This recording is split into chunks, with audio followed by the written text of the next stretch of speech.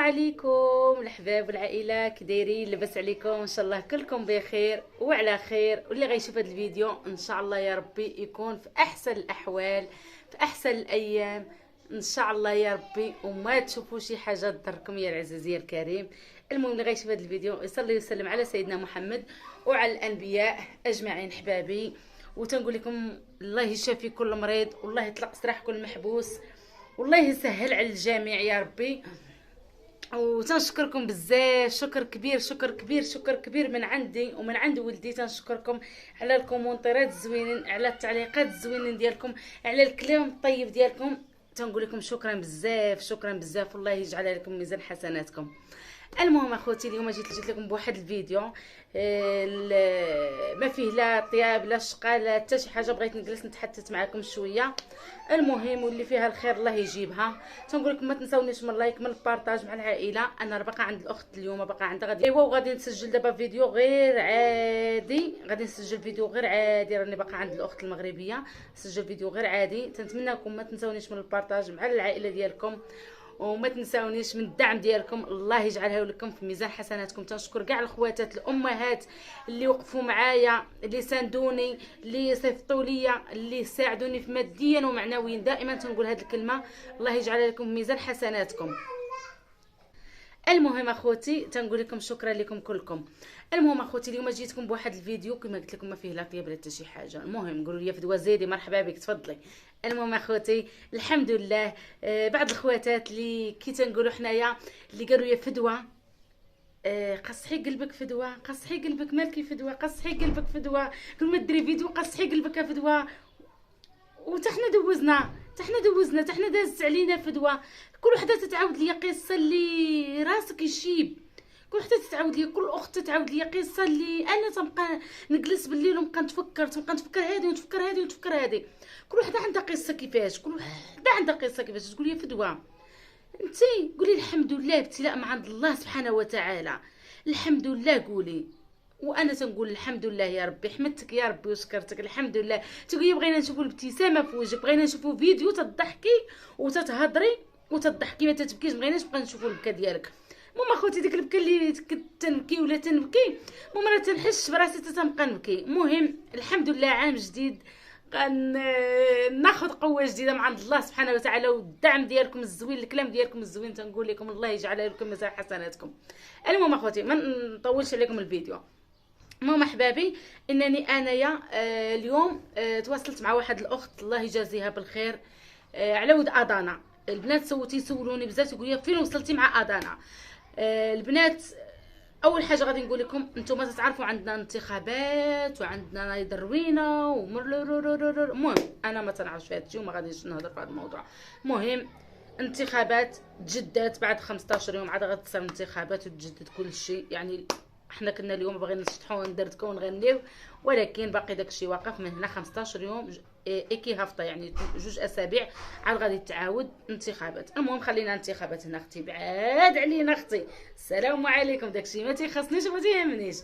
ايوا المهم اخوتي، وغادي نجي لكم على حساب انا كنت جالسه تنقول خلي سالي 2 و3 و4. علاش اخوتي؟ انا نقول لكم علاش. خوتي نتوما كما تتعرفوني دائما انا صريحه وما تنكذبش عليكم، انني انا ما عنديش الاوراق. وحنا عندنا هنايا في تركيا، ما عارفاش البلادات الاخرين، ما نهضر انا على راسي وعلى تركيا. بالنسبه للبنت اللي ما عندهاش الاوراق، حنا عندنا ما تتقطعي في البلاصه، تعطيهم يا كيملك يا باسبور يا لاكارت، ماشي بحالنا في المغرب تتقطعي وتزيدي، تتعطي هنا شي حاجه لتثبت سميتك وكنيتك. المهم تيوقفوا البوليس او الجندارمه في الطريق، تيوقفوا تيطلعوا للباص. من تيطلعوا للباص اختي تجبدي لهم هويتك او لاكارت ديالك او باسبور او اقامتك، تعطيها لهم، يا تيصوروها يا تيضربوا عليها وتيزيدوا بحالاتهم. المهم تيشوفوا شي حاجه اللي تطابق شي حاجه. ممكن ما تتعرفوني نتوما يا انني انا ما عنديش الاوراق. قلت انا نتسنى شويه. انا دابا شوفوا تنهضر بهاد بحركيه، ولكن راه عيني تتزح عليا. نتسنى شويه على ما دوز هاد الحد والاثنين والثلاث الاربع ان شاء الله، ولا الخميس بالكثير خصني نكون في اضانا. المهم على حسب الدواء اللي عاطيني خصني نكمل اخر الاسبوع باش نكمل الدواء باقي ليا فيه يومين. المهم اخوتي باش نمشي عند الطبيب باش يشوف واش كاين شي تحسن في العين ولا ما كاينش تحسن. انا تنحس راسي بحال تنخوي الماء في الرمله. انا عيني في الصباح اخوتي تصبح مسدوده، هكا تصبح مسدوده. دابا نحط لكم الفيديو ديالي، راكم شفتوه خلاص، راكم غسمحوا لي طاب قلبكم معايا. هادشي اللي عطا الله. المهم من تنضحك غير تنعاود لكم، من تنبكي تنعاود لكم، هادشي اللي عطا الله. المهم اخوتي، ها انتم دابا شفتوا راه تجدد انتخابات. المهم دابا راه خصني بعد يومين ثلاثه ان شاء الله نمشي. المهم اتصلت على ديك الاخت الله يجازيها بالخير ويجعلها ميزان حسناتها، كانت عطاتني رقمها، حسنه هطاي. دابا نحط لكم الرابط ديالها، دخلوا عندها، هي عندها قناه زوينه، هي بنت الله يسهل عليها، هي مجوجه راجل تركي وعندها جوج وليدات منه. المهم اخوتي، تنشكرها من هذا الفيديو، حيت هي اللي عطاتني النمره ديال هذه الاخت اللي في ادانا. المهم هذه الاخت اللي في ادانا انها هي غادي تترجم ليا بالنسبه لي اللغه. انا اليوم تنعضيديه على اللغه الصراحه، يعني تندمت على اللغه اللي ما حفظتهاش. ولكن انا عندي واحد الحاجه كما قالت لي صاحبتي، قالت لي انت راه تعرفي وتتفهمي، غير خصك تطلقي نسالك. رانا خصنا غير نطلق نسالي، غنهضر مع واحد غنجلس معاه 10 ايام تيهضر معايا دوك دوك دوك دوك، صافي غنتعلم التركيه انا، حيت هادشي اللي تيهضروا هما كله تنعرفو اختي. انا عندي هذيك البدايه كنت نقول وين اللي عندي صعيبه. المهم اخوتي تنتمنوا من الله الخير. قالت لي اختي، انا قلت لها شوفي اختي، شوفي لي في راه صيفطوني هما المشفى الدوله، هاستاناس الدوله، ولكن كاينه قسم ديال الخلاص ديال الاوزال، يعني الخاص يعني ديال الخلاص. قلت لها اختي شوفي لي باش نجي باش سميتو. المهم قالت لي راه خصك تشدي موعد، ماشي غير هي اللي قالتها لي، قالوا لي بزاف الناس قالوا لي خصك تشدي رانديفون. انا ما عارفاش، انا صحابي بحال هذا اللي مشيت لي خلصت ودخلت. المهم اخوتي غادي خصني نشد رانديفو باش نمشي لتما. المهم اخوتي الاقامه ما عنديش انايا، هذيك الاقامات الاولى اللي كانوا عندي ضاعوا، ما عرفت فين مشاو، اختي مشاو مع داك ديبرام، كان عندي واحد الوراق وداكشي مشى كلشي. المهم بقات عندي واحد الاقامه صغيره قديمه، هذيك ما فيهاش 99، دابا هذيك ما فيهاش 99، ها المشكل. المهم اخوتي غادي نشوف، نتسنى اليوم ولا غدا ان شاء الله. هاد الاخت راها واقفه معايا هي والراجل ديالها الله يجازيهم بالخير، على حساب باش ياخذوا لي موعد وداكشي، حتى انا في الاول ما كنتش عارفه موعد، دابا عاد قالت لي الاخت راه كاينه موعد وداكشي. المهم نتمنوا من الله الخير. غادي تشوف لي الموعد، وديك الساعه ان شاء الله يا ربي لا كتاب غادي نمشيو. ديك الساعه غادي ناخذ موعد، لا قدرت تاخذ لي موعد هي ديك، ما قدرتش تاخذ لي موعد راني غادي البنات غادي نركب وغادي نشد طريق الادانه على الله. المهم البنات واحد الحاجه اللي غادي نقول لكم، الله يرحم لكم الوالدين، الدعاء ديالكم معايا الله يجازيكم بالخير. كنت نطلبكم تنقول لكم الدعاء ديالي باش ان شاء الله باش نتشافى وباش نتعافى. حتى دابا تنقول لكم دعاو معايا خوتي الله يرحم لكم الوالدين، من شد الطريق ما يوقفونيش البوليس. بس هذه هي الحاجه الوحيده اللي خايفه انا منها، خايفه انا من حتى شي حاجه، حيت انا لا شدوني ما غيصفرونيش البنات، غيحبسوني اسبوع ولا 10 ايام ولا 15 يوم، غيعيطوا لي لبين ولدي، غيقولوا له تعالى راه حنا جديناها. فهمتوا كيفاش؟ هنا فين غادي يولي عندي الرد، هما التصفير ما غاديش يصفروني، واخا ما عرفت فين يلقاوني هنايا في تركيا ما يصفرونيش، حيت عندي الولد تركي ما غيصفرونيش. المهم هذه حاجه، تنتمنى من الله الخير، تنتمنى من الله الدعاء ديالكم معايا باش نسافر ان شاء الله ونشد الطريق. يعني تبقى احتمال يا غدا يا بعد غدا، يعني تبقى احتمال يعني يا غدا يا بعد غدا. الا جدت لي الاخت امتى باش جدت لي الموعد غادي نقول يا الله، وغادي ندير معكم فيديو قصير وغادي نقول لكم راني شاده الطريق اخوتي، دعوا معايا اول حاجه. وثاني حاجه غادي نبدا معكم واحد الموضوع، الخواتات اللي تيتسالوني فدوى علاش تركيا ما عندكمش شي جمعيه، ما عندكمش خوتي، ما خليتش شي جمعيه اللي ما دقيتش لها. لو جمعيه المغاربه اللي في تركيا، لو جمعيه الاتراك في اسطنبول، مشيت حتى لجمعيه اسطنبول، مشيت حتى للجمعيه تما وما قالوا لي الا بغيتي نوقفوا معاك غادي ديري اقامه انسانيه. واقامه انسانيه خصك تجيبي النقل ديال ولدك للمدرسه، تجيبيه لاسطنبول وتجي انتي وتشدي بيت وتجيبي لنا العلوان. هذيك الاقامه الانسانيه اللي في تركيا ما تقدريش تسافري بها، الا سافرتي بها تتقنصل لك، تتعيشي بها بس في تركيا وما تتصلح لك حتى شي حاجه، ما تديري بها حتى شي حاجه، ما تتصلح لك حتى شي حاجه. اقامه انسانيه بحال تقولي انا بلادي ما بغيتش نمشي ليها وانا بغيت نجلس على ود ولدي هنايا، يعني وانا ما بغيتش هذيك الاقامه. انا مش شحال هذه تعرضت ليا ما بغيتهاش. علاش ما بغيتهاش اخوتي؟ الا كنت غادي ندير هاد الاقامه هذه وغادي يوم من الايام نطلب الاقامه العاديه، غادي يقول لي علاش خديتي داك الاقامه الانسانيه، شنو السبب اللي خلاك تاخدي الاقامه الانسانيه؟ ما تجي يقول لك علاش ما بغيتيش تسافري لبلادك تحيدي المخالفه واجي صايبي اقامه عاديه. المهم انا ما قبلتش هاد الاقامه الانسانيه، انا ما دخلتش لعقلي، ما حبيتهاش، ما قبلتهاش. المهم قلت خليني نبقى بحال هكا، تيدير الله الخير ويدير الله الفرج ونسافر ونخلص واحد المخالفه في المطار وناخذ داك الروسين نديه معايا المغرب، وديك الساعه يفرجها الله، واللي فيها القسمه غادي. اذا صار لي قسمه يا البنات نعيش في تركيا غادي نعيش، اذا ما صار لي قسمه غادي نعيش في المغرب. وانا تنقول عليك يا مولانا ما عارفه شنو كاين. المهم البنات اللي تيقولوا لي علاش ما ديرش الاقامه على ولدك. خوتي حنا في تركيا ما عطيناش الاقامه على ولدنا، ما عطيناش. انا نتحدى اي مغربيه هنا تقول لي واخده الاقامه على ولدي، بس اذا واخده الاقامه على ولدك بلا ما تكتبي لي كومونتير، صوري لي وصيفطي لي، ما تقولش لي في التليفون انا واخدها. لا، انا تنبغي نشوف بعيني باش انا نقول لك شنو اختي درتي باش ندير انا بحالك ياكي. تاني حاجه البنات اللي مثلا تتقولوا لي، مثلا تتسولوني تتقولوا لي فدوى شحال صار لك من عام في تركيا. البنات انا جيت 2011، كان 6 شهور، كان 6 شهور بالاماره في 2000 يعني في النص ديال ما بين 2011 و 2012 دخلت لتركيا. انا دخلت لتركيا لهنايا من ذاك الوقت، وانا كنت ندير الاقامات كما قلت لكم، راه قلتها لكم، قلت لكم درت الاقامات في مارسين، درت الاقامه اول اقامه درتها في غازي عتاب، ثاني اقامه درتها في مارسين، ثالث اقامه درتها في ادانا، ثالث اقامه درتها في ادانا، عاودت ادانا 2 مرات، وعاودت مارسين 2 مرات، اما غازي عتاب غير مره واحده اللي درت. المهم البنات بقيت نسافر وتنجي شي مره تنتسالي، تنبقى في المغرب تتسالي وتنجي عاوتاني 6. المهم بقيت بحال هكاك، من واحد مده 5 سنين خديتها على بعضياتها خديتها. ولكن تقول لي دوك الاقامات فين مشاو البنات، صافي ديك الوقت تطرح لي من دار لدار تشري لك الاقامه، تقول لي صافي راه سالت لي الاقامه ما عندي ما ندير. ولكن ما كنتش تنعرف بلا الاقامه واخا تسالي لك تقدري تبقاي خدامه بديك 99. شتي دابا انا كانت عندي الاقامه واخا تكون قديمه غادي تنفعني، باش تنفعني بداك السيري ديال 99 معروف حنا عندنا في تركيا 99. المهم البنات ما الي قسمه في هذا الشيء، تنقول غير الحمد لله. كلشي قسمه ونصيب، ولا ربي باغي يسعدني القدام. برك هادشي اللي داز عليا كله خير عندي، خير او نقولوا اجر، او نقول غدا يوم تلقي غدا ما تعرفوش شنو عندي يعني، فهمتوا يعني. انا تعذبت ما نكذبش عليكم، تعذبت وتكرفست في تركيا ومشى لي حقي ومشى لي بزاف د الحاجات اللي مشاو ليا، ولكن تنقول الحمد لله يا ربي حمدتك وشكرتك. واللي انايا فرحت فيه اليوم، وجيت نقوله لكم حتى هوايا، نعاود لكم واحد القصه ديالي البنات.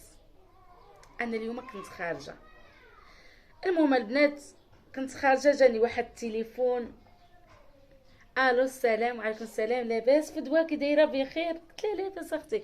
قالت لي عرفتيني انا؟ قلت لها لا اختي. قالت لي انا فلانه. عرفتوا البنات فرحت واحد الفرحه، اقسم بالله العظيم واحد الفرحه اللي فرحت يعني حسيت راسي رجعت واحد العامات ديال شنو نقول لكم، ديال 11 سنه، ديال 10 سنين، ديال 12 عام اللي رجعتها اللور بالزربه رجعتها. تصوروا نتوما صديقتي، عندي صديقات بزاف انا في طنجه، تحيه للناس طنجه، تحيه للناس بني ملال، تحيه للناس سطات، تحيه للناس خريب كاع اصدقاء، تحيه للمغرب كله بصفه عامه من طنجه للقويره، تحيه للمغرب كله وتحيه لكل الشعوب اللي عندي، تحيه لكم كلكم، انا انتم على راسي وغاليين على قلبي. المهم اخوتي فكرتني قلت لكم في 11 سنه و 12 سنه ولا 11 سنه. هاد صديقتي يمكن غتفرج فيا، من الصديقات ديالي الوفيات البنات، كنا انا وياهم كنا عايشين في طنجه، كنا كارين كل وحده ببيت، وكل وحده كنا كارين. هاد صاحبتي انا وياها كنا كارين بيت واحد، وظريفه ظريفه ظريفه ظريفه.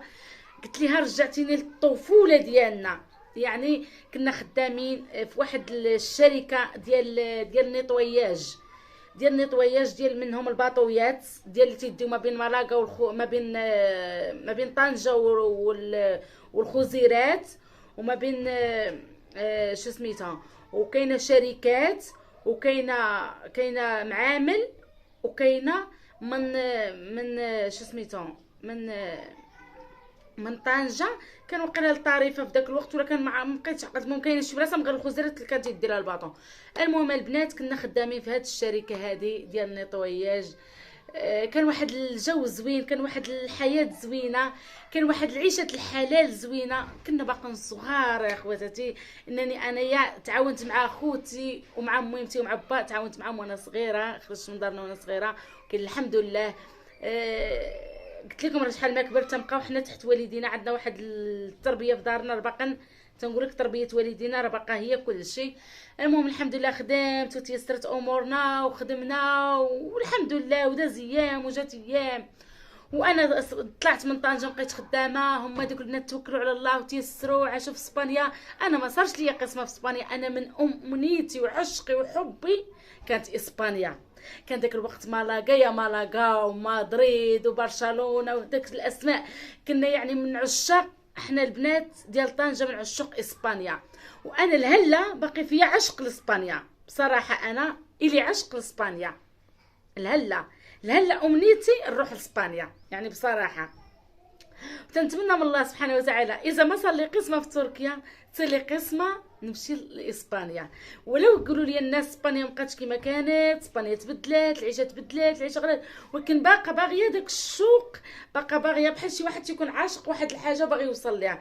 انا عشقي اسبانيا، يعني تنتمنى من الله سبحانه وتعالى يوم من الايام حتى انا نمشي لاسبانيا، حيت الصراحه نقول لكم اللي في قلبي، ما نكذبش عليكم، نقول لكم اللي في قلبي. تنتمنى من الله سبحانه وتعالى حتى انا يوم من الايام نمشي لاسبانيا ونركب في الباط ونجر الماليطه ديالي ونقول مليانه ربي انا كواختي ما خرجوش. المهم بغينا نضحكوا شويه. وهذه 4 سنين دوارنا ما شفتوش، وهذا الشيء طاري ليا دابا انايا هنايا في تركيا الصراحه. المهم انا حنينه بزاف البنات، والله العظيم حنينه، ماشي حنينه سبحان الله العظيم. تنتفكر هادشي ديال الغربه وديال الوالديه تنتشوكه ما عرفتش كيفاش. المهم تنتمنى من الله سبحانه وتعالى يعني نطيب من عوينتي ونكون بخير وعلى خير، واللي فيها الخير الله يجيبها. انا بزاف الحاجات عاودت لكم اليوم، ما تقولوا لي فدوه ما رصيتي على حتى شي كلمه، ولكن بغيت حبيت نعاود لكم من هنا ومن هنا ومن هنا، وبغيت نعاود لكم شويه ونقول لكم شنو تنحب انايا. الصراحه انا من عشاق اسبانيا، يعني الصراحه يعني انا امنيتي كان عيا نمشي لاسبانيا، ولكن كنت وهداك الوقت جامعه واحد المبلغ، هذاك المبلغ ما كفانيش باش نمشي.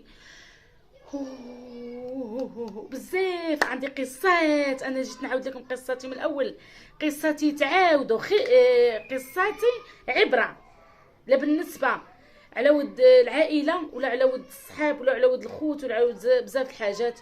ولكن داك الوقت كانوا خوتي صغار باش يعاونوني، ولكن الوالده ديالي في داك الوقت مشات عند واحد الناس اللي عزازين علينا اللي من عائلتنا، وبغات تسلف من عندهم باش تصيفطني لاسبانيا. ولكن ما كانش الي قسمه، كنت نقولوا حنا ما كانش الي قسمه. المهم هما حيت ما دينوش، حيت قالوا ما عرفت بنتك توصل، واش بنتك تخدم واش ما تخدمش، وهذه وهذه. المهم ما صارنا قسمه، وصدقت داك الفلوس درت بيهم وتقطعت بهم التيكي ورجعت بيهم ومشيت بيهم البلاد من غير تركيا. اول بلاد مشيت لها من غير تركيا مشيت ليها هي سوريا. تقول لي باش بقاوش تسالوا وتسولوني داكشي، هي سوريا. وكتب لي عشت في سوريا واحد الوقت، وما تنساوش عندي خواتاتي مجوجين من السوريين، وتحيه للناس السوريه. وشوفوا راه كل الناس حاجه ما عيني ما تنبكيش، ما بكيتش اليوم، ما تقول لي بكي في دواء، حتى قالوا لي علاش انك تبكي صافي كحلتيها معانا. المهم حيت عيني تدمع، وانا قلت له ما تقيسيش بيدك، اختي وتنقيس بيدي، ها الصاك حدايا اختي وتنقيس بيديا. المهم البنات قلت لكم اخواتاتي، بلاتي ها هي كلينيكس نقي، قلت لكم اخواتاتي، ومشيت قطعت التيكي ومشيت بهم لسوريا. المهم ديت معايا اللي كتب الله باش نعيش حياتي وهذه. والمهم قصه طويله، جيت نعاود لكم قصات، عندي واش من قصات. المهم هادشي اللي طرا ليا، وباقي عندي حب لاسبانيا، وباقي عندي عشق لاسبانيا، واذا طول الله عمري امنيتي نمشي لاسبانيا، نمشي لمالاغا، نمشي لمدريد، نمشي لبرشلونه. امنيتي نمشي لاسبانيا، وان شاء الله يا ربي اذا الي قسمه والي خير اعتب داك البلد، واذا ما الي خير قسمه ونصيب فين غادي نعيش وفين غادي نكبر ولدي. المهم تنتمنى الفيديو يعجبكم. تحيه لكل صحاباتي، تحيه لكل امهات اللي تيتصلوا عليا في الواتساب، تحيه لكل الصديقات الغاليات الوفيات اللي تيقولوا لي فدوه تنتسناو الفيديو ديالك ولينا مدمنين على الفيديو ديالك. المهم تنقول اي اخت مثلا باغي ولدها يمشي لاوروبا، او باغي يدير شي فيزا، او باغي يدير شي كونطرا، وكنتي مشيتي تسلفي مع عند شي عائله ديالك وما عطاوكش، ان شاء الله ربي غيعوض عليك من الاحسن. تعرفوا انا شو عوض عليا الله بالاحسن؟ عوض عليا بحري وليدي بس. شي الغربه كلها انا ما تهمنيش، بس شو اللي عوض عليا؟ عوض عليا بحري وليدي. هذه نتيجة الحياة، وهذه هذه النتيجة ديال هذه الغربة كلها. الحمد لله ما كسبتش المال، ما كسبتش شي حاجة أخرى، ولكن كسبت ولد تيسوى الدنيا. والحمد لله، تنحمدك يا ربي وتنشكرك، تنحمدك يا ربي وتنشكرك، تنحمدك يا ربي وتنشكرك على صحيحتي وعلى وليدي. وتنقول لكم الله يخلي وليداتكم، والله يرزقكم الصحة والسلامة، والله ييسر أموركم. والسلام عليكم حبابي وهلي، ويلا خليتكم على خير.